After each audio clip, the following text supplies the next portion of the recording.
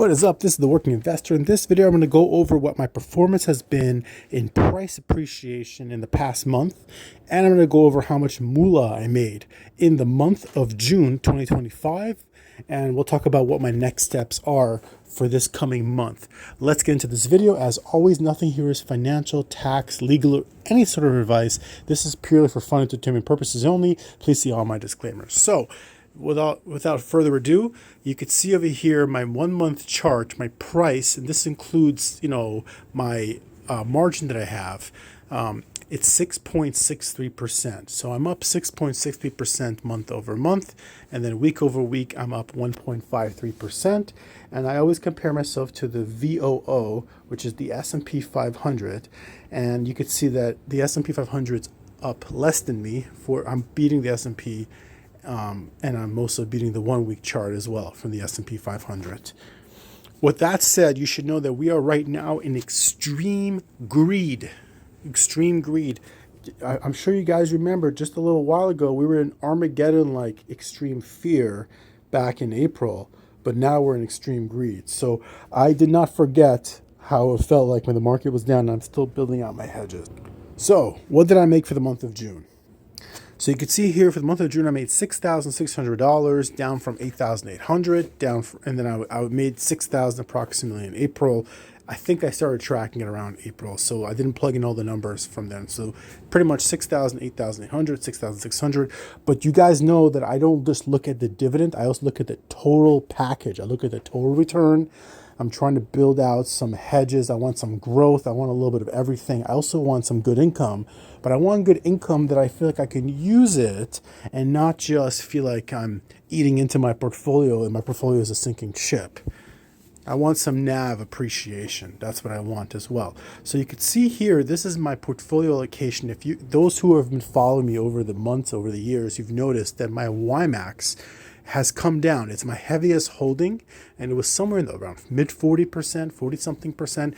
Now it's sub 40% because I'm using all the dividends that I'm getting and I'm building out these 1% allocations, right? So I'm building out, I have 1% of IDVO, some international momentum, SPMO, which is momentum, CGDV, which is a value play, and it outperforms the S&P, CEFS, which is an amazing closed-end fund that outperformed the S&P, Shield, which is basically defensive technology of the world, and it's way outperforming the S&P 500. YGLD, which is option-based play with put credit spreads using gold, leverage gold.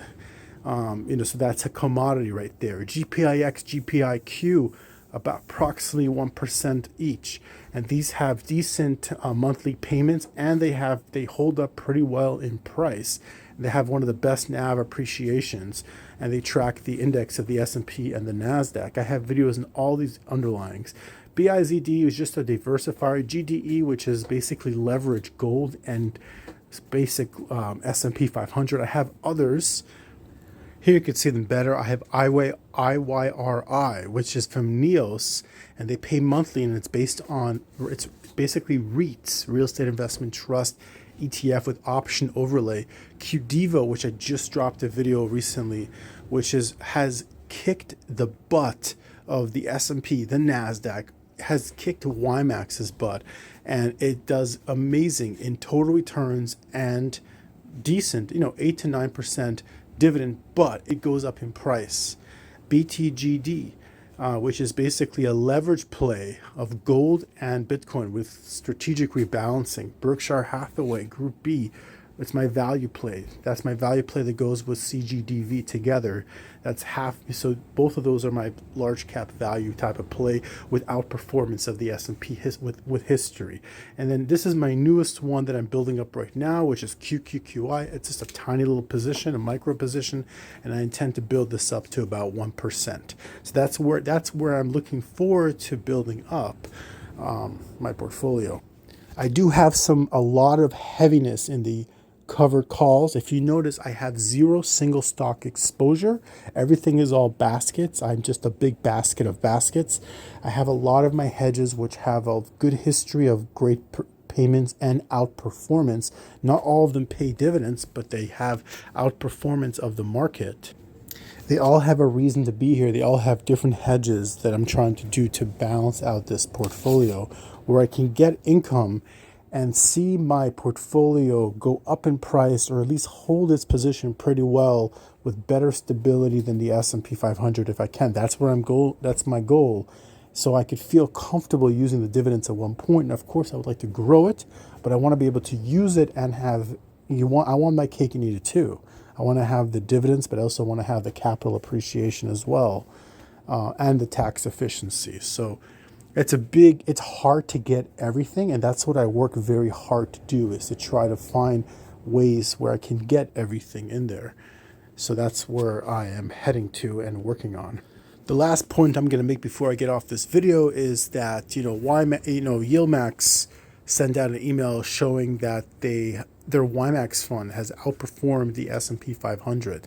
And they're not wrong. In total returns, they're not wrong. If you look year over year, their total return is 19.49%. Go to SPY, their total return is 13.41%. So they beat the S&P 500 in total return. But you know who beat YMAX year over year? QDevo beat them by about 1%, right? And QDevo has about 40 holdings. So I would say they're about equally diversified. I think YMAX has about 35, around that ballpark of holding. And QDevo doesn't have such a hard capped upside. But if you look at the price return, right? If you look at the price return, you're going to see that YMAX is down about 30%. QDevo is up 11.76%.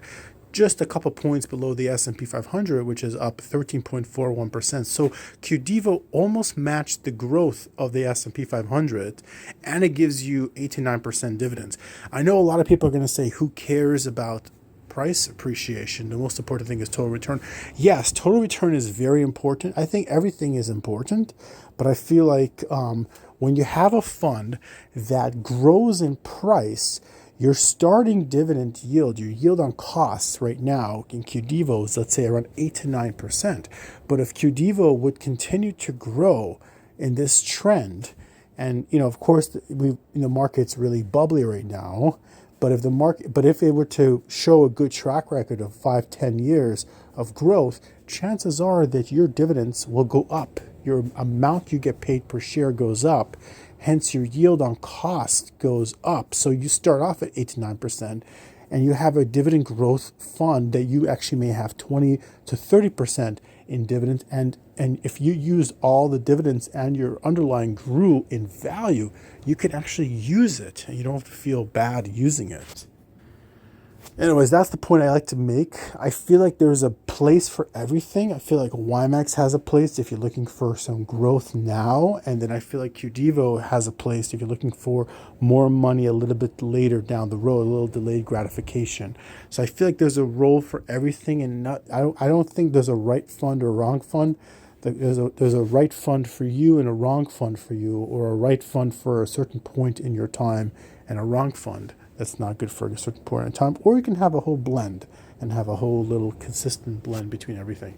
Anyways, this is a Work Investor over and out. Hope you guys have a wonderful trading week. All the best and be well.